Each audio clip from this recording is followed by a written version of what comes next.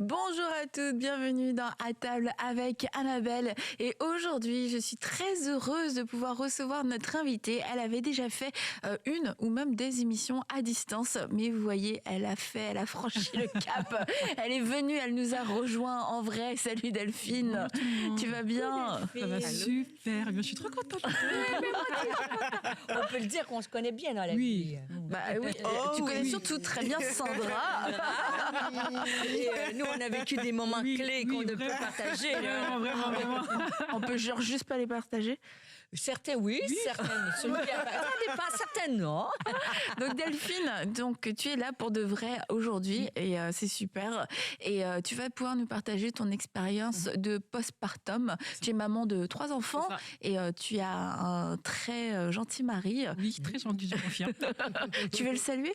Mon mari. Je t'aime. Je reviens vite. C'est ça en fait.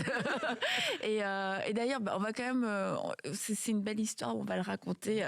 C'est que tu as 3 enfants, dont un bébé Shine. Oui, un bébé Shine. Pourquoi un bébé Shine? Vas-y. En tout cas, c'est votre histoire à toutes les deux. En fait, quand il y a eu la conférence Shine en 2023 à MLK, quand je me préparais dans la prière pour amener la parole, je fais ça vite, mais pour donner la place à Delphine. Mais quand même, l'idée qui était sur mon cœur, c'est que Dieu me donnait la pensée que les femmes allaient enfanter. Et moi, dans mon esprit, c'était enfanter spirituellement, tu vois, enfanter, tout ça au niveau spirituel. Mais le Saint-Esprit, c'était très fort. Il me disait, non. Il y a vraiment des femmes qui vont être guéries de la stérilité, de l'infertilité, des couples. Et puis finalement, je fais le message, on dirait là, et là, j'arrive à la fin, je dis, Seigneur, c'est sur ta parole. Il faut qu'elle t'accompagne ta parole par des signes et des prodiges, parce que c'est gros à dire, parce que ça crée des déceptions, tu vois, ces femmes qui attendent ça. Et finalement, on a fait un appel et on a pris un temps de prière, et j'avais dit, si vous êtes enceinte, écrivez-moi, donnez-moi votre témoignage. Si c'est une fille, vous l'appelez Stéphanie. Si c'est un garçon, vous l'appelez Stéphane. Bon, ils n'ont rien écouté. Rien du tout. Ils ont quand même écrit et on a eu Delphine qui m'a envoyé son témoignage et tu peux prendre la suite, Delphine, prends le relais. Et quand du coup elle prêche par rapport à ça, elle dit, je vois des échographies, je vois des bébés. Et là, j'ai attrapé l'échographie dans le surnaturel. Je dis, c'est pour moi, vraiment, je prends ça, vraiment, je le déclare vraiment sur mon corps. Et 1 mois et demi plus tard, pouf, enceinte. Et vraiment, ma petite, donc, elle s'appelle donc Mia, et pas du coup Stéphanie, désolée. Elle s'appelle Mia, ça veut dire aimer du peuple. Et vraiment, Mia est un bébé miracle. Bref. Voilà. Et c'est incroyable parce que la conférence a eu lieu en mars 2023 et il y a eu les enfants Shine sont nés en janvier 2024. Donc, si vous faites le calcul, c'est 9 mois plus tard. Donc, c'est vraiment... non, mais vraiment... Non, mais pour moi, c'était un effet immédiat. Non, mais vous parlez dans... Tu sais, ça aurait pu être dans 5 ans, mais moi, c'était frappant. Je veux dire, quand on a imposé les mains, tout le monde, et que Dieu a agi, que 9 mois plus tard, et de cette conférence-là, ce que j'ai su, 9 bébés. On a 9 bébés Shine, tu vois. 9 témoignages. Il y en a sûrement plus. Je pense, oui, parce que quand on donne ce témoignage-là, ça suscite la foi donc chez les gens. Donc, voilà. Ah, super. Surtout, toi, c'était un cas un peu particulier parce que tu avais déjà eu 2 enfants, en fait. Et je me disais, j'ai déjà eu 2, c'est pas grave, si ça marche pas, c'est OK. Sauf que je me sentais vraiment incomplète. Et pour la petite histoire, c'est que quand j'accouche de mon 2e bébé, j'ai pas encore vu sa tête que tout mon être entier crie « On veut un 3e enfant !» Et cette pensée, elle n'était pas de moi. C'était clairement de là-haut. J'ai dit « Ok, je prends la pensée, je la mets dans un coin et on verra au temps voulu. » Et quand le temps est arrivé, quand on a voulu avoir un bébé, ça ne marchait pas. Et Stéphanie vraiment était un instrument de Dieu à ce moment précis-là. C'était incroyable. Vraiment, gloire à Dieu. Gloire à Dieu. Merci d'avoir partagé. Merci. Et on se réjouit pour la naissance de Mia. Mais en fait, quelquefois, il y a beaucoup de réjouissance autour justement de l'annonce, de la grossesse, et puis l'arrivée du bébé. Et arrive le après. Et c'est là où finalement, beaucoup de femmes vivent ce qu'on appelle le postpartum, avec des signes de dépression. Quelquefois, c'est vraiment une vraie vraie dépression. Des fois, c'est juste des signes. Et il peut y avoir beaucoup d'incompréhension, de condamnation aussi, de honte. Se dire, mais attends, c'est merveilleux. J'ai eu un enfant, surtout des femmes, quelquefois, qui ont prié pour avoir cet enfant. Ça a été un miracle. Tu dis, mais maintenant qu'il est là, pourquoi est-ce que je suis pas heureuse? Pourquoi est-ce que je suis en train de vivre tout ça? Et puis, plus on avance et plus la parole aussi se libère à ce niveau-là. Ça fait que les femmes se comprennent entre elles et comprennent qu'elles sont pas des mauvaises mères, etc. Et qu'il y a surtout un moyen d'en sortir, parce que la chose la pire dans le postpartum, dans la dépression postpartum, c'est de s'enfermer, parce qu'en fait, c'est là où tu coules et tu sombres. Et aujourd'hui, c'est pour ça qu'on va entendre ton témoignage, Delphine, parce que t'es passée par là. T'es passée par là, tu as souffert, pour que maintenant tu puisses aussi encourager d'autres femmes et puis partager aussi ce que tu as appris à travers tout ça et donner des conseils pour peut-être mieux le vivre, des choses que toi tu savais pas à ce moment-là et je crois que ça va aider des femmes à pouvoir mieux le vivre. Donc raconte-nous, 3 enfants, est-ce que ça a été 3 postpartum pareils ou rien à voir? C'est vraiment le numéro 2, donc il s'appelle Lenny, un petit garçon, et ça s'est plus ou moins bien passé la grossesse. Bon bref, ça c'est encore une autre histoire. Et donc il vient au monde, tout est beau, tout se passe bien, on est vraiment heureux. C'est un beau bébé. Du coup, tu as eu déjà ton premier enfant, et là après ça s'était super bien passé. Nickel aussi, parfait, vraiment. Non, ça a été très bien. Ok, donc tu t'attendais vraiment pas à ça? Vraiment pas. Et quand Lenny donc débarque dans notre vie, je dépose. Je vais donc avoir un médecin pour tout ce qui est visite médicale pour le bébé. Et puis elle me pose une question. Elle me dit, et vous alors, comment ça va, madame? Ça a été la question qui a fait que là, j'ai craqué. Je me suis mise à pleurer. Je ne m'arrêtais pas. Je dis, ça va pas. Je suis angoissée. Je me sens pas bien. Je suis au bout de ma vie. Je comprends pas. Pourtant. Et je parle. Elle me dit, madame, écoutez, on arrête tout maintenant. Ce qui compte, c'est vous. C'est pas tant le travail ou quoi. C'est vraiment vous, le plus important. Donc, je vous propose, si vous savez, du coup, d'avoir une psychologue au sein de l'Institut, c'est comme vous voulez. Et de base, je suis une personne qui demande pas trop d'aide. Parce que je me dis, voilà, je me débrouille et puis on avance, quoi. Puis il y a pire, quoi. Voilà, il y a pire. Mais ce jour-là, j'ai dit, OK, je prends maintenant un rendez-vous. Toi-même, tu t'en es rendu compte à ce moment-là qu'il y avait quelque chose qui allait pas. Ça n'allait pas du tout. Et en fait, je me suis rendu compte que je passais mes journées dans ma chambre, dans le noir. Je ne sortais pas. T'avais pas réalisé à ce moment-là, avant qu'elle te pose la question? Je voyais qu'il y avait des petits trucs, mais je me disais, voilà, je suis fatiguée, c'est normal. Ça faisait combien de temps qu'il était né? Ça faisait peut-être 1 mois et demi déjà. Okay. Et en fait, quand elle me dit ça, je me dis, non, c'est pas normal. Je passais vraiment mes journées dans mon lit à ne pas bouger, avec mon bébé dans les bras, à donner du coup le sein à mon fils. J'étais dans un truc sombre. Je voyais personne, je ne sortais pas, même de ma chambre, je ne sortais pas de ma chambre, à part pour faire ce qu'il faut, mais j'étais vraiment dans mon espace et rien, pas de son, pas d'image, rien du tout. Mon grand garçon, plein d'amour, vraiment, c'est une grâce. Des fois, il disait, maman, ça va? Maman, je t'aime, bisous, puis il repartait. Mon époux, pareil, mais j'étais vraiment dans une phase où ça n'allait pas du tout. Vraiment, j'étais vraiment pas bien, j'étais des idées sombres, ça n'allait pas. Et de dire le pourquoi du comment, je savais pas. J'étais vraiment dans une phase qui était vraiment très très bizarre. Et une des choses qui m'a vraiment aidée, on va dire, à être dans la vraie vie, c'est l'allaitement.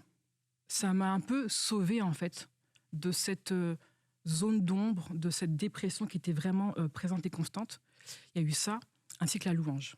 Ok. Vraiment les 2 choses. La louange, c'est quoi? T'écoutais constamment la louange. Tu chantais et tout? Je chantais même pas, je priais même pas. Mais juste la musique dans mes oreilles. Dans laquelle ça te... C'est ça. Ça me reposait un petit peu. Ok. Et donc, suite au rendez-vous, là, où vraiment tout sort, tu te rends compte que ça va pas si bien que ça, finalement. Oui. Est-ce que tu en parles à ton mari? Oui, très rapidement, je lui en parle. Je dis, écoute, ça va pas. Ça va pas du tout, je me sens pas bien, je me sens angoissée. Je fais des crises d'angoisse, moi qui n'en a jamais fait de ma vie. Des crises d'angoisse. J'avais des pensées, pas suicidaires, mais des pensées, tu sais, tu dis, de toute façon, je suis là, mais en fait, je sers à rien.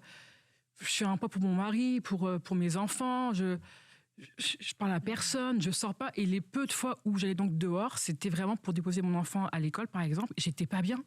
J'avais peur de tout, j'avais peur des gens, j'avais peur j'étais dans un état vraiment mais très, très, très profond. Et en fait, d'avoir eu du coup un suivi aussi au niveau de la... comment dire, chaque semaine avec une psychologue m'a énormément aidée à m'en sortir. D'avoir du coup 1 heure juste pour moi, où vraiment je libère la parole, où je raconte, où je parle pendant des heures et des heures. Elle disait rien, juste elle m'écoutait. T'aurais pu juste aller te faire les ongles, ouais. coiffer, ça aurait... Ouais. Vraiment, je parlais, puis elle me disait et elle me comprenait. Elle prenait du coup en considération mes émotions, ce que je ressentais, et ça m'a fait énormément de bien. Ça m'a vraiment aidé finalement à m'en sortir au fur et à mesure. Mais ce qui m'a vraiment aidé, c'est le fameux psaume 23 qu'on connaît tous par cœur. Ouais. Au verset 4 qui dit « Quand je marche dans la vallée de l'ombre de la mort ». Et quand je lis ce verset-là, je me dis « Mais quoi ?» Donc, malgré les ténèbres, on peut marcher. Malgré la vallée sombre, on peut être en mouvement.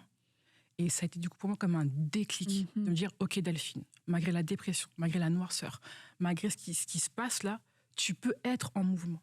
Un pas à la fois, un jour à la fois. » C'était pas facile. Franchement, j'étais dans une telle façon de penser, tellement limitante. Et puis en plus... j'avais pris du poids, enfin il n'y avait rien qui allait. Hein. J'avais pris du poids, j'étais complètement bouffie, enfin c'était une... Ça, après l'accouchement, c'est... mes suppléments, la dépression, c'était encore... Donc même mon image, vraiment il n'y avait rien qui faisait que ça pouvait... qui m'aidait pour aller mieux en fait. Mais la louange, l'allaitement, mes rendez-vous chez la psychologue, et ce fameux verset-là qui m'a... Comment je peux vous dire ça ? Qui m'a tellement mis une alerte en mode, mais Delphine, en fait, tu peux y arriver.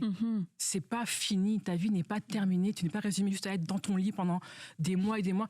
Ça a quand même duré quasiment 9 mois, en fait, de dépression. Wow. Pendant 9 mois, je parlais très peu, je sortais très peu. Enfin, c'était très bizarre. Et en même temps, j'ai senti vraiment la main de Dieu sur ma vie.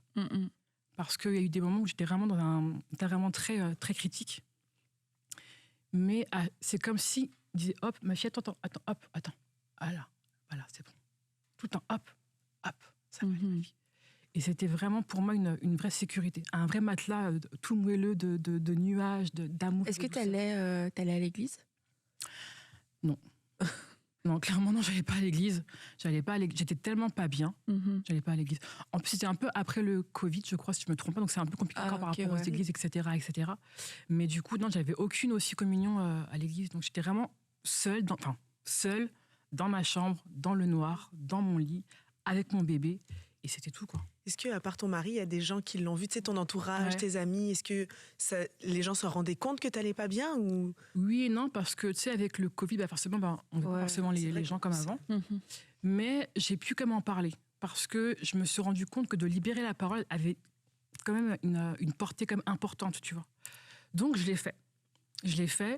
Et mes amis proches m'ont fait des cadeaux, des gamelles pour pouvoir manger. Enfin, il y a vraiment eu toute une... qui s'est passé. Mais c'est vrai que j'étais quand même toujours dans ce truc-là, en fait, bloqué, à ne pas pouvoir bouger, à ne pas pouvoir même me projeter. J'avais aucune projection. C'était vraiment au jour le jour, quoi. C'était, je donne ça à mon fils, je prends ma douche, je vais manger, puis c'est fini, quoi.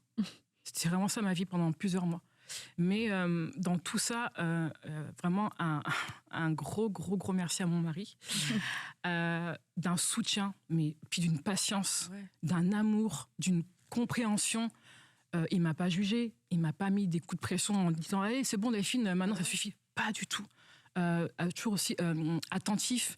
Et pourtant, franchement, se trimballer une femme en dépression, ça peut être facile, mais vraiment, il y avait ça.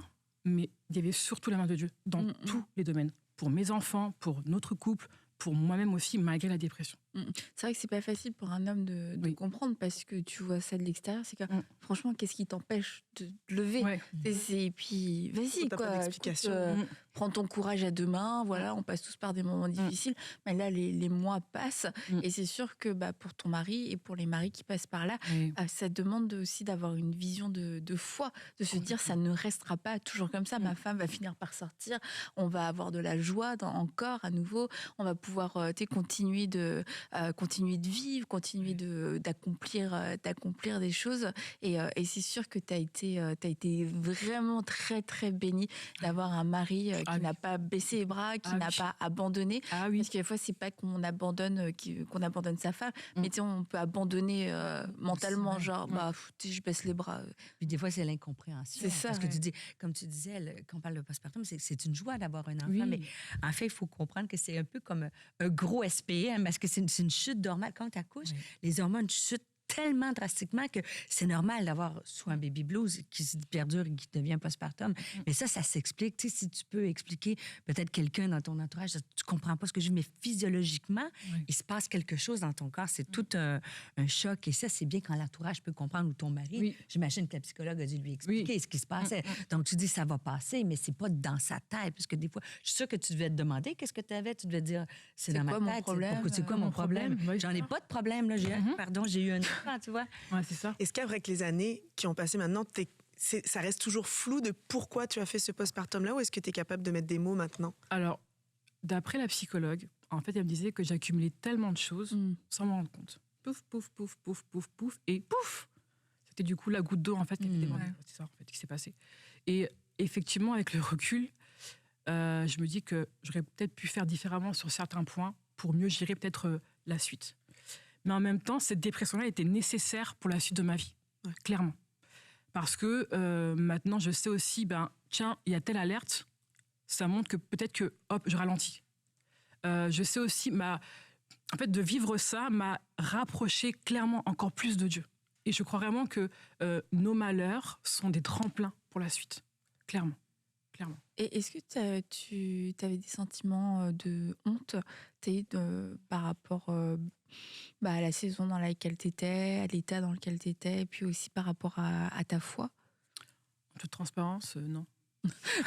Trop fatiguée pour Ouais, ça devait être ça. En fait, franchement, j'avais pas de honte. Juste, j'étais pas bien. Donc, je vais pas faire semblant, je vais pas me cacher. Enfin, je vais pas m'infliger encore plus ça sur moi. C'était déjà assez à gérer. Donc, franchement, non, vraiment pas de honte. Vraiment pas. Au contraire, j'étais Seigneur, je suis là. Donc, je sais pas ce qu'on va faire. Je sais pas ce que tu vas faire. Mais je suis dans ça. Et il faut que... Voilà. Et tu vois, franchement, on comprend aussi pourquoi c'est juste à l'accouchement, une fois que tu as relâché ton fils, que tu as eu la pensée, non mais t'as un troisième. Parce qu'en fait, quand tu passes par là, un troisième... C'était pas une bonne idée, n'est-ce pas? Mais c'est ça. Et c'est vrai que je pense que vraiment que cette pensée était vraiment de Dieu. Parce que de moi-même, j'aurais jamais pensé... Ça va pas, quoi. J'ai pas encore vu mon fils, que je veux dire un troisième, ça va pas. Et la dépression aurait pu du coup me décourager par rapport à avoir un troisième enfant. Bah oui, vraiment. Alors que pas du tout. Une fois sortie de là, j'ai dit, Jean, il m'a dit, ah non, là c'est bon, on va attendre un petit peu, etc., etc. Et je peux comprendre. Mais en fait, c'était vraiment la pensée qui est venue à ce moment-là, c'était vraiment d'en haut. Et quand tu dis, quand tu es sortie de là, comment ça s'est passé en fait? Est-ce qu'il y a eu un jour, tu t'es levé, tu t'es dit, c'est fini? Aïe, mais en fait, aïe, je suis redevenue moi-même et tout. Ou alors, est-ce que ça a été progressif? Je crois que c'était pendant l'été, je pense. En tout cas, il faisait beau. On a fait un petit clic avec nos enfants. Et je lève les yeux vers le ciel. C'est très bizarre ce que je fais. C'est très un peu comme du par hasard, mais c'est vraiment ce qui s'est passé. Je suis posée avec mes enfants comme ça, et d'un coup, Dieu me dit comme ça, ma fille, c'est terminé. Ma fille, c'est fini. Et je fais comme ça. Le ciel était magnifique. Il était bleu. Enfin, il n'y avait rien. C'était vraiment d'une beauté incroyable. Il me dit, c'est fini. Et il y a comme une paix qui descend à ce moment-là, comme un relâchement. Et je dis, ok, Seigneur, c'est fini. C'est terminé. Et ça m'a... J'ai pas eu de... Physiquement, il s'est rien passé, entre guillemets, mais je savais que c'était terminé. Et là, après, la vie a repris à partir de là? Alors, en fait, ce qui m'a aidée, c'est que, avec le verset 4 du psaume 23, être en mouvement, je me suis dit, bon, Delphine, sois en mouvement. Donc, sors de ton lit. C'est un mouvement. Voilà, c'est un mouvement. Delphine, habille-toi. C'est un mouvement. Ok, je m'habille, super. Delphine, descends l'escalier, parce qu'en bas, il se passe des choses. Il y a la vie, il y a du monde. C'est un mouvement. Et c'était ça. C'est que, en fait, chaque chose était un mouvement sur ma guérison, sur ma restauration. Sortir, mettre des vêtements m'habiller. Je passais ma vie en pyjama ou en pagne, ou je sais pas, j'étais habillée vraiment, voilà. M'habiller, mettre de la couleur. Enfin, ça a été pour moi des choses qui m'ont aidé à m'en sortir, à pouvoir avancer. Delphine, je sais pas, moi, par exemple, passe du temps avec ton premier, juste comme ça, pour le plaisir. Bah, je l'ai fait. Et ça paraît peut-être un peu bête, mais ça m'a aidé à toucher ma guérison. Et quand enfin, ce fameux jour où je me dis c'est fini ma fille, en fait, j'ai vraiment tout le processus qui a été mis en place pour pouvoir m'en sortir. Et ça, je sais pas comment vous l'expliquer, enfin, je l'ai vécu et ça a été vraiment un soulagement. Et quand je reçois ça, j'ai dit, ah oui, bah c'est bon, c'est fini en fait, ça va. Il était content, lui par contre. Derrière, c'est bon. Enfin. Et c'était à la fois amer comme situation, mais rempli de douceur, vraiment de la présence de Dieu du début à la fin. Et ça. Et j'imagine quand tu te mets en mouvement, quand tu commences à t'habiller, est-ce que c'était j'ai le goût ou bien je me force, il faut que je me mette en mouvement? Parce que des fois, c'est un peu ça, pour sortir d'un cycle, tu dis, OK, je me mets en mouvement, je le sens pas, c'est pas wow, mais tu sais que c'est ce mouvement-là qui change, qui brise le cycle. Exactement, c'est ça. Donc, il ne faut pas attendre toujours d'avoir l'émotion, aujourd'hui que ça me tente, ou demain ça ne me tente pas. C'est commencer à le faire, et demander la force de Dieu, bien sûr. Exactement. Il crée en nous le vouloir et le faire, dans ces moments-là. Je peux te demander, mais j'imagine que c'est un peu ça, de dire, je commence à faire des gestes, même si... Même si je vois rien, même si je ne comprends pas forcément ce qui se passe, mais au moins je le fais. Et puis d'être entouré, c'est très important. En fait, je pense qu'on est nombreux à vivre ça, mais on le vit seul dans son coin, on n'en parle pas parce qu'il y a la honte, parce qu'il y a tellement de choses qui se passent dans nos têtes. Mais en fait, tu as vu du coup la psychologue, mon époux qui a été vraiment d'un soutien incroyable, mon petit garçon d'à peine 5 ans, vraiment il a été d'une douceur à ce moment-là. Bref, ça a vraiment été aussi pareil. Mon petit bébé, malgré tout, qui... Vraiment, Léni, de toute façon, tu vois comment il est, Léni. Hein. Léni est très intense, c'est vraiment un enfant incroyable, et vraiment, lui, ça a été mon soleil dans la dépression. Ok. Il s'est vraiment de Léni pour que j'aille mieux aussi, en fait. Et toutes ces choses-là, en fait, je mets vraiment en place des choses, des situations, des circonstances, des personnes pour qu'on puisse, du coup, avancer. Et ça m'a vraiment aidé. Et je sais que c'est peut-être un peu honteux pour une épouse, mais en fait, faut parler. Ou la sage-femme, bref, mais il faut parler. Parce que c'est le début de... En fait, quand on commence à parler, il se passe quelque chose, même dans le ciel. Ça enclenche quelque chose, en fait. De libérer la parole, ça enclenche quelque chose. Et vraiment, moi, ça m'a énormément aidée. Et quand tu as été enceinte de ta fille, est-ce que tu appréhendais de repasser par là? Non. Non? Non, parce que c'était terminé pour moi. Ok, tu sais. Seigneur, là, c'était un temps, une saison. J'ai appris plein de choses. Et c'est bon, là, voilà. Là, en plus, c'est mon dernier bébé, Seigneur. Alors, voilà, je veux que ça se passe bien. Je veux pouvoir vivre ça pleinement. Et en plus, c'était une fille. Après 2 garçons. Mais nous, les bébés chats, on fait quand même bien. Du sur-mesure, vraiment. Et en fait, j'ai pas eu d'appréhension par rapport à ça. J'ai eu... Et ton mari? Un petit peu. Bonne question, ça, Très bonne question. Un petit peu. Il n'était pas trop chaud pour avoir un 3e bébé. À cause de ça. Que ça revienne. Voilà, à cause de ça. Il m'a dit oui, mais bon, voilà, y a ça. Il dit flemme. C'est pas d'avoir 3 enfants qui fait peur. C'est vraiment ce qui va se passer, le pendant et l'après. Et j'ai dit mais chérie, ok, j'entends et vraiment je comprends, mais là c'est la foi. Là, sois un homme de foi. Mais voilà, et du coup, finalement, voilà, ça s'est fait. Mais ça n'a pas été facile, parce qu'effectivement, on pense aussi au passé, à ce qui s'est passé, etc. Et vraiment, je comprends qu'il n'était pas forcément très, très disposé et très chaud à avoir un 3e enfant. Finalement, on a eu, et ça se passe très, très, très bien. Il est très heureux d'avoir une petite fille. Oh, oui. tu connais mes enfants. En même temps, t'as vu ta fille, c'est normal. Mais non, j'avais vraiment aucune appréhension, parce que c'était vraiment, pour moi, comme acté, terminé. Nouvelle saison, nouveau bébé, nouvelle grossesse. Dieu fera encore de grandes choses par rapport à ça, et c'est ce qu'il a fait d'ailleurs. Et du coup, quand tu as eu ton bébé, et tu vois, tu as quand même eu une chute d'hormones. Oui, d'hormones, ouais. Et là, toi, tu avais 0 doute aussi, tu t'es dit... J'avoue, je me suis dit, il y a peut-être un petit truc, et j'ai refusé. Ok. Parce qu'on avait donc déclaré juste avant, on avait proclamé, on avait prié sur ça, on avait acté ça, et c'est comme si, tu sais, ça veut... Ouais. Je peux revenir, en fait, hein. Et j'ai dit non, je refuse au nom de Jésus. C'est terminé, c'est acté. Maintenant, je vis ça vraiment différemment. Et franchement, mon postpartum s'est extrêmement bien passé. Mais moi, ça m'a surpris parce que je me suis dit, mais ça s'est bien passé. J'ai pu faire plein de choses, j'ai pu même voyager. Enfin, ça s'est vraiment extrêmement bien passé. Vraiment, Dieu avait tout prévu par avance par rapport à ça. Vraiment. Bah, ça, c'est beau. Je pense aussi que ça donne aussi de l'espoir parce qu'une fois, tu as pu le vivre tellement, ça a été tellement douloureux que ça peut te bloquer. Bah oui, tu te dis est-ce qu'on veut remettre ça, est-ce que c'est sage, mais en fait c'est pas une histoire de sagesse, comme tu as dit, c'est une histoire de foi et c'est pas non plus une fatalité en fait. Et ça peut arriver et comme tu l'as dit, il y avait quand même des signes et il y a des choses qui auraient pu être différentes et comme on l'a dit dans l'émission avec Aimé, en fait il y a des moments dans la vie où les choses qu'on n'a pas traitées, des choses des mauvais plis qui deviennent des blessures, qui deviennent des zones sensibles dans nos vies, dans des moments forts comme ça, qui sont forts spirituellement, émotionnellement, physiquement, ça peut créer à ce moment-là, c'est là où le système il tient pas en fait. C'est comme là on se maintenait, mais là avec la nouveauté, là on n'arrive pas à tenir et c'est là où les systèmes peuvent cracher parce que il y avait déjà des fragilités. Et ça, je pense que c'est important d'en avoir conscience pour pas non plus se dire ah tu sais je veux pas d'enfant parce que moi je vais pas faire de dépression, etc. C'est un peu quelquefois comme le mariage, prépare-toi en fait. Exactement. Prépare-toi à la maternité, prépare-toi. En fait, il y a des choses, c'est des bouleversements et quelquefois on veut pas trop le dire parce que ça fait un peu peur, mais ta vie va changer, ta vie change. Oui, je vous confirme. Ta vie change. C'est des bouleversements. Mais c'est comme ta vie change quand tu vas te marier et en fait la meilleure chose, le meilleur service qu'on peut se rendre, ça va être la bonne préparation. Et la bonne préparation, je pense que ça va beaucoup aider en amont et aussi d'être dans la foi et de pas être dans la peur de se dire je veux pas que ça m'arrive, ça arrive à Delphine, etc.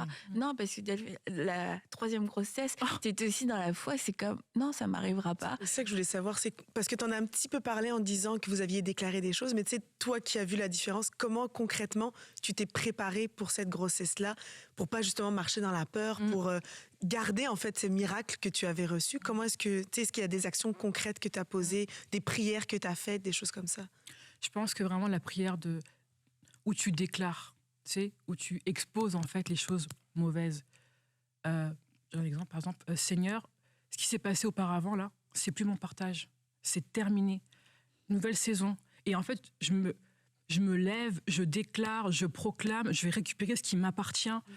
Je suis en mode guerrière en fait. Je ne veux plus vivre ce qui passait avant, je veux vivre autrement, différemment. Et vraiment, la prière m'a énormément aidée. Et puis, d'être entourée, de parler avec des gens, avec des mamans, échanger par rapport à ce sujet-là, tu vois.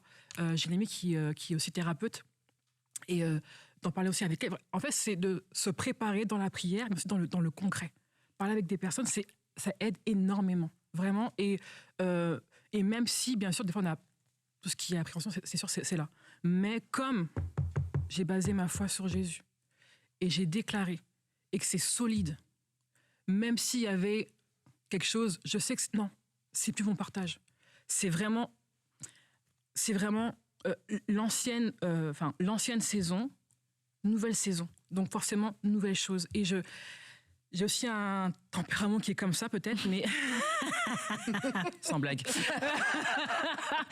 Mais en fait, je ne veux plus me laisser faire. Je ne veux plus, je ne veux plus laisser l'accès en fait à l'ennemi sur ça. C'est terminé. Donc on y va et puis avec mon époux on a aussi prié par rapport à ça et on a dit ok, là c'est différemment. Et effectivement d'autres combats sont arrivés pour avoir le bébé, mais en tout cas par rapport à ça là c'était non, je voulais plus et c'est vraiment la prière et d'être entourée et puis d'en parler quoi qui m'a. Je t'ai déjà posé la question mais j'ai oublié. Mais toi comment tu l'as vécu? En postpartum. Écoute, moi, j'ai vécu ça 2 fois, la même chose pour mes 2 enfants, mais ça a duré quelques heures à peine. Les 2 fois... Quelques heures? Oui, je vais t'expliquer comment... C'est le temps de sortir de l'hôpital. J'ai le siège... Mon mari est allé à la voiture, chercher la voiture. C'était l'hiver, mon premier, Philippe. Et là, j'ai le bébé à côté de moi et il est dans son petit siège tout petit. J'ai tout mis, le chapeau d'hiver, tout ça. Puis là, je suis là. Puis là, je me mets à pleurer. Je me dis... je serai jamais capable. Et là, je m'effondre, me disant, comme c'est tellement de responsabilité, il est tout petit, qu'est-ce que je vais faire? Et ça a duré comme quelques heures, je sais pas vous dire. Et rendu à la maison, c'est comme la grâce de Dieu. Je pense que c'est vraiment hormonal dans mon côté physiologique. C'est pouf, l'estrogène, progestérone, ça tombe. Mais l'émotion que tu décris, tu l'inventes pas, là. C'est autant qu'avant, ouais, on va avoir un enfant, que là, je suis nulle, je serais jamais toute, j'étais démunie, tu vois. Et à Jérémie, la même chose. C'était en plein été. Ouais. Mon mari va chercher la voiture. Encore, le siège d'auto est là. Je suis là, je me dis... Puis pourtant, j'ai capable, tu vois. Je serais jamais capable. Et vraiment envahi par des vagues et merci Seigneur, ça a passé. Dans mon cas, je pense que c'était que physiologique. Et après ça, bien, tu sais, on a retroussé nos manches. Mais il y a quelqu'un qui écoute l'émission, on dira, c'est vraiment ça, là, on le vit comme ça. Mais dans certains cas, c'est quand ça se prolonge. Et là, on parle. Mais imagine-toi, je me disais, quand moi, je parlais avec des femmes qui avaient vécu comme toi, je me disais, moi, ce sentiment-là, qui reste. Ouais. Et j'avais tellement compassion parce que je me dis, imagine-toi, quand tu disais de l'anxiété, de l'angoisse, c'était ça, je me disais, ça me prenait, je me disais, ben, c'est la vie finie. Tu vois, là, ça dépasse la logique. Ouais, c'est illogique. Mais c'est bon de l'entendre parce que quand tu le vis, tu vois, je te le raconte. Tu dis, ça fait pas de sens, mais la femme qui le vit, ça fait pas de sens, mais c'est dans son corps. Ouais. Et c'est pour ça, bien sûr, que ça prend la prière, la grâce, aller chercher de l'aide, en parler et de croire, toujours comme on dit dans l'émission d'Aimé, c'est que c'est pas la vérité non plus. Tu sais, quand t'es pris avec la noirceur, c'est ce que tu ressens, et je le dis souvent, les sentiments. Ce que tu ressens, c'est pas la réalité. Et c'est pour ça que ça te prend des amis, des gens qui ont de l'expérience, ta famille, qui vont dire, écoute Delphine, accroche-toi, ça va passer. C'est pas ce que tu ressens, là, ça va passer. Et c'est ça qui est comme une émission, comme on fait, de le dire à quelqu'un, ton témoignage, Delphine, de dire, tu sens peut-être ça, mais ça va passer. Toujours de l'espoir. Et aussi d'avoir le courage, je pense, d'accepter de l'aide, comme dans ton cas, tu vois. Il suffit que ça aurait été un jour où tu aurais été un petit peu plus peut-être... non, mais c'est bon, ça va passer, et puis tu vois, tu serais reparti dans une boucle, accepter de l'aide, et puis l'étape au-dessus qui peut être plus difficile, c'est même oser demander de l'aide. Et je pense qu'il y a beaucoup de mamans qui s'enferment en se disant non, les autres, elles ont réussi. Pourquoi est-ce que moi, je réussirais pas? Les autres, elles ont l'air d'avoir... Mais en fait, quelquefois, on ne sait pas trop comment elles l'ont vécu, ni à quel prix elles ont réussi, tu vois. Et en fait, non, j'y arrive pas, tu vois. J'arrive pas à tout faire. Quelquefois, c'est pour c'est pas un premier ou pour un deuxième, mais peu importe. Mais de dire, est-ce que tu peux aller chercher mon enfant à l'école? Tu sais, quelquefois, on propose à des mamans, tu sais, t'as besoin... Non, c'est bon, j'ai tout. Puis, il y en a une qui m'avait dit, faut arrêter de demander si on a besoin d'aide. On a besoin d'aide, juste fait, tu vois. D'offrir ne demande pas si j'ai besoin d'un repas, fais un repas. Non, ce sera jamais perdu. Et c'est vrai que là, d'un point de vue de l'entourage, c'est de se dire, quoi qu'il en soit, même si c'est pas une dépression postpartum, c'est quand même un moment de facile, il faut le dire. Et que certaines femmes sont pas très fortes pour décoder leurs besoins, ni pour savoir qu'elles sont fatiguées, qu'elles sont tristes, et quelquefois ça arrive à un moment où on te pose la question, tu te dis mais attends, qu'est-ce qui m'arrive là, tu t'effondres, mais en fait t'allais déjà pas bien depuis un bon moment. Et il y a plusieurs femmes, elles sont tellement habituées à être au contrôle, à gérer, à être en mode faut que ça fonctionne, et je dois réussir à tout faire, que t'as beau leur demander, ça va, t'as besoin de quelque chose, elles vont jamais te dire oui. Donc c'est de dire bon, je vais le faire sans être imposante ou contrôlante, mais faire un plat, proposer d'aller de récupérer un enfant, ou même quelquefois d'aller la visiter et de pas être pénible. J'insiste, soyez pas pénible si vous allez visiter les jeunes mamans, à leur dire comment elles doivent éduquer leurs enfants, etc. Mais tu sais, d'être là, quelquefois juste une présence, porter le bébé. Il y en a certaines, elles veulent que tu portes pas le bébé, elles veulent porter leur bébé, que tu fasses autre chose, la vaisselle, passer un peu d'aspirateur. Tu sais, c'est tout ce genre d'aide, et de pas attendre forcément en tant qu'entourage, en tant que sœur, en tant qu'amie, qu'on nous le demande, parce qu'il y a des femmes qui le demanderont jamais. En fait. Puis tu sais, Delphine, tu n'as pas eu de honte, mais plusieurs ont la honte, le sentiment, surtout dans nos cercles chrétiens, de dire, ben, en fait, c'est ce que j'ai rêvé, comme on l'a dit, puis c'est ça que ça m'arrive. Et ça, il faut briser ça et aller chercher de la... Puis la honte s'ajoute à ça, et tu le dis rapidement, mais toute l'image de soi, on en parlera, mais c'est vrai que quand tu viens d'accoucher, l'allaitement, je vous épargne les détails. Non, mais écoutez, ça donne envie, tout ça, tu sais, comme moi, j'ai tenté d'allaiter, puis l'infirmière, et moi, je suis pour l'allaitement, il n'y a pas de problème, mais ça ne fonctionnait pas. Oui. Et là, en pleine nuit, je dis à l'infirmière, tu sais, le bébé commence à faire une journée, je dis, je pense que je vais arrêter d'allaiter. Puis la femme, elle me regarde, elle me dit, vous savez ce que vous êtes en train de faire? Mais non, je me dis, je suis en train de tuer mon enfant, c'est ça, là. Non, mais elle dit, pensez... Et puis, écoute, mais, et tu vois, c'est ajouté à ça. Je pense, le moment avec le bébé, je me dis, mais là, je l'allaite pas, je suis pas capable, je serai jamais capable. Donc, c'est ça qu'il faut arrêter de mettre une pression. Puis, c'est pas... Il n'y a pas de honte. Puis, tu sais, moi, je pensais, j'avais pris du poids, je prenais pas de poids, mais, tu sais, j'avais pris un peu... Moi, je me disais, j'ai beau une femme enceinte, je pouvais manger tout. Tu sais, je me disais, j'ai le goût du chocolat, je mange du chocolat. Mais avant, ça... Fait que je prenais pas de poids, mais là, bon, ben finalement, ça fait Le bébé est plus là, mais le poids est toujours là. Philippe, 32 heures plus tard, mais je me dis, ben, 32 heures tout plus est tard. parti, quoi. J'arrive au bout, moi. Tu sais, une guerrière, là. Je suis là. Je fais pour le pèse personne pour moi. Mais j'avais perdu le poids du bébé, plus le placenta. Tu vois, il restait au moins. Je sais pas, je vais épargner les chiffres, voyez-vous. Et puis j'avais mal partout, tu sais. J'avais tout, je vous épargne aussi. Fait que là, je m'en allais comme ça, mais les kilos en plus, la montée de lait, je pouvais pas allaiter. Le bébé, mais je me dis, c'est fini, tu vois. Mais imagine-toi cet esprit-là qui dure. Et ça peut, là, tu dis, ben, je suis une mauvaise mère, je serais pas... Toutes les filles sont capables de l'été, pas toi. Fait que tout ça, la honte, il faut briser ça vraiment. Puis, tu sais, il y a des ressources aujourd'hui, je pense, avec les Fabuleuses, avec notre amie Hélène Bonhomme. Il y a plein de ressources. Delphine, je sais qu'elle donne des conférences à ce sujet-là. Donc, se préparer, puis aller chercher des outils. Vraiment. Puis de dire, ben écoute, ça fait partie de la vie, puis je vais m'en sortir. Exactement. Je vais m'en sortir. Je vais m'en sortir. Vous savez, parce que c'est le commencement avec les enfants. En plus, toi, c'est pas du tout ton genre d'être enfermé dans le noir. Mais non, pendant mais 9 vraiment, mois. tu connais sa personnalité. Je veux te confirmer, habillé en boue, c'est pas son genre non plus. En pyjama toute la journée. Ça devait quand même être un pyjama chic, là, j'imagine. Même pas. T'étais pas un pyjama chic avec les boucles d'oreilles qui allaient avec les pantoufles? Non, Non, c'était vraiment la débandade. Mais t'étais vraiment passe-partout. Ah oui, Heureusement que tu l'as pas rencontré à ce moment-là. c'est clair. Là, t'es vraiment au fond du trou. Et je confirme, c'était le cas en plus. Ah, vraiment. Non, mais c'est un signe parce que Delphine est Oui, toujours pour le fière coup, et elle bien fait habillée. attention. Donc, c'est un signe, c'est sûr que ton D'ailleurs, entourage va te dire. Vendredi, tu seras encore avec nous, Delphine. Puis on va parler de ça, de l'image de soi, cette image de soi à l'intérieur, mais qui se reflète aussi à l'extérieur, parce que tu es conseillère en image. Et on ne veut pas parler juste de style et de colorimétrie, mais ça commence à l'intérieur. Et ton parcours, en fait, pour en arriver là, on a compris que comment elle est sortie. Comment elle est sortie de son pyjama, même pas stylé. Avec même pas de boucle d'oreille, hein, franchement. Moi, j'ai toujours mes boucles d'oreilles, le pyjama. Depuis que je te connais, Delphine.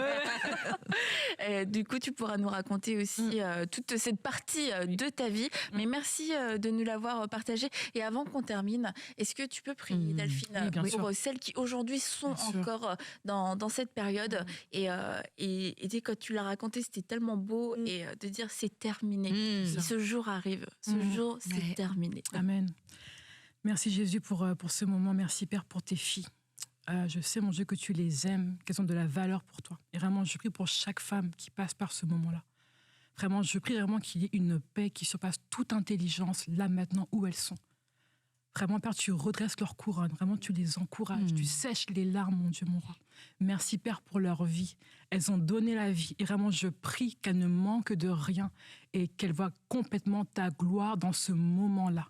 Je prie pour que ça se termine. Je prie, Père, que durant ce temps qu'elles vivent, qu'elles voient vraiment que tu es présent dans chaque détail, dans chaque ombre, dans chaque instant. Merci, Père, dans le nom puissant de Jésus-Christ. Amen. Amen. Donc merci Delphine, on peut te suivre sur tes réseaux. C'est ça. Delphine Le Pennec, ou t'as un autre nom Oui, j'ai un autre nom. Ah, ok. Alors, Inspire.jd. Ok, bon. Voilà, Afterworld. Et ça, c'est Mrs. DLP sur Instagram.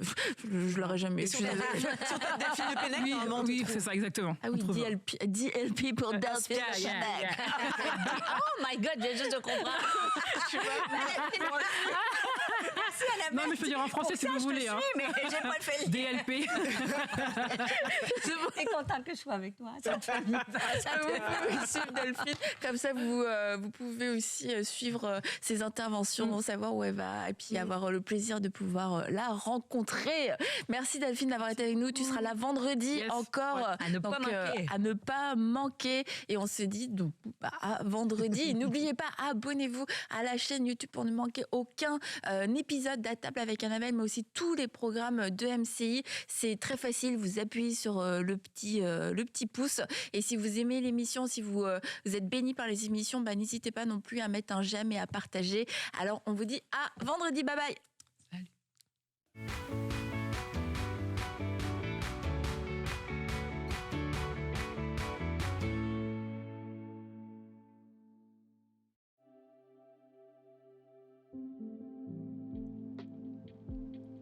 Voilà, je venais vous partager mon témoignage pour la guérison pardon, que j'ai reçue. Le 5e jour de la semaine des miracles, j'ai eu un accident de travail. Je me suis fait mal à l'épaule, à mon lieu de service. Et depuis plusieurs mois, j'avais vraiment très très mal à l'épaule et le mal descendait des fois sur le bras. Donc, ce 5e jour, quand le pasteur Michael a dit, voilà, il y a une dame qui a eu un accident de travail, elle a mal à l'épaule et des fois le mal descend au bras, j'ai tout de suite reçu la parole, voilà. Et le mal est parti instantanément. Je suis vraiment désolée si jusqu'à présent je n'avais pas partagé mon témoignage parce que je voulais vraiment attendre un peu, voir si le mal était complètement parti. Je vous confirme que le mal est complètement parti. Vraiment, je remercie le Seigneur, qu'il continue à vous bénir, qu'il bénisse vos familles, qu'il bénisse vos activités, qu'il vraiment pourvoie tous les besoins dont MCI TV en a besoin pour son avancement. Et vraiment que Dieu vous bénisse. Waouh! Qu'est-ce que le Seigneur est bon! N'est-il pas merveilleux notre Dieu? Lorsqu'on entend ce genre de témoignage, on ne peut que le bénir, on ne peut que le remercier. Et je veux prendre aussi le temps de dire merci à vous tous, chers partenaires, parce que c'est une œuvre collaborative. Oui, le Seigneur se sert de nous ici à EMCI en tant qu'équipe, mais également de vous pour toucher tant de vies comme ce témoignage qu'on vient d'entendre aujourd'hui. Alors de tout cœur, merci vraiment, on est reconnaissant. Et si vous aussi vous voulez faire partie de cette belle famille de partenaires, alors n'hésitez pas, rejoignez-nous dès aujourd'hui en allant sur emcitv.com/don. Et on se réjouit déjà d'œuvrer ensemble dans la même équipe avec vous et on vous dit à très très bientôt. Bye bye. Dès maintenant, rejoignez la famille des partenaires qui donnent pour voir des vies transformées partout dans la francophonie. Pour faire votre don, rendez-vous sur emcitv.com/don.